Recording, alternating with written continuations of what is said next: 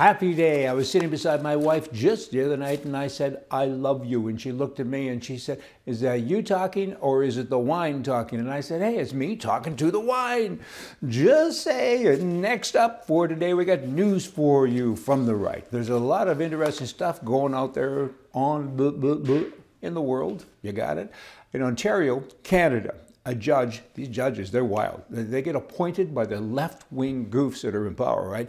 They don't get elected, and these people are so far over to the left, it's incredible. They make things up as they go along. Here's an Ontario judge that he now has said colonialism, racism, and the inquiry into missing and murdered Indian women are reasons for declaring part of Canada's impaired driving laws unconstitutional to Indian people. You know, he says it's unjust to give a criminal record to this particular client, I almost said, person. She's 22 years old. She's an Indian. She was caught with a blood level alcohol 3 times the legal limit.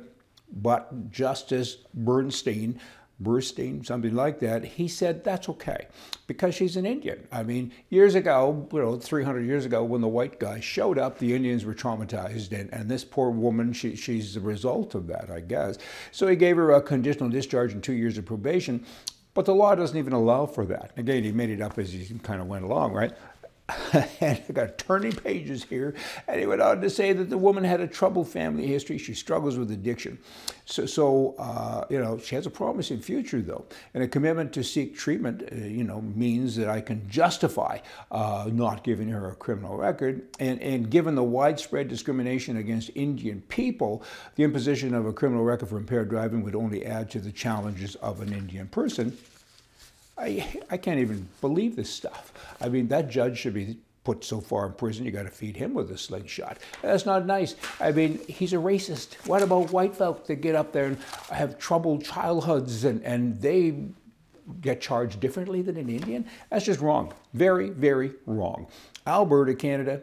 Poll after poll gives different number after different number. Here's a poll now, a recent poll that says 25% of all Albertans are in favor of separating from Canada because of the poor behavior that they get, I guess, or see from the rest of Canada. And polls go upwards to 60%, okay, 25 to 60. That's interesting, but no matter how you slice it, it ain't a nice thing. And why is that happening? It's kind of like you need some counseling now. I live at home and my wife's mad at me 25% of the time, and half of the time I'm thinking about moving. Either do it or go see a counselor and make it better. Somebody has to do something different. You need a compromise. Canada, Ottawa, all you politician types, pay attention. Maybe kind of get together and do something and give a little bit and stop taking all of the time if you don't want them to separate, because soon they will separate. It's going to happen, particularly after October. I have a prediction for October, prediction that I don't like, and I like being wrong. October, for you, all of you people in the rest of the world, is the end of October 21st or some date like that. Close to that is the Canadian election. And the Trudeau government, the prime mistake of Canada, he's wrecking the country. The country can't survive another term with him. The Conservatives and the People's Party of Canada, they're all making attempts to kind of make sure that he doesn't get elected again. But I predict this. I predict that the Liberal government will have a minority government. I predict that the Green Party will have a few seats, and they will prop up the Liberal government. And effectively, you'll have Elizabeth May, who's a wild left-wing person running the country. That's so crazy that I gotta be wrong, right? I better be. Max, get with the program. Max with the PPC, and he's doing a great job. Vote for him. Vote for the, I don't know, but just make me wrong. Because wouldn't that be terrible? I mean, we'd all have to move to Mars just to escape.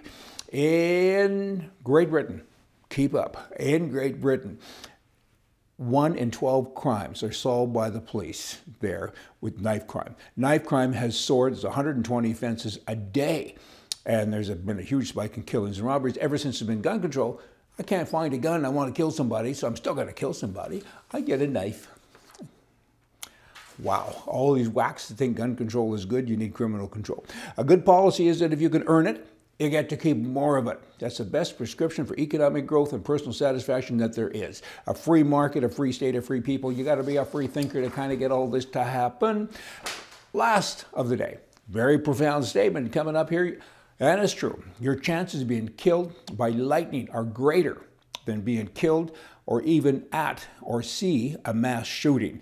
You know, that's based on a 30-year average. That's more than the number of people, blah, blah, blah, blah. Go buy a gun. See ya.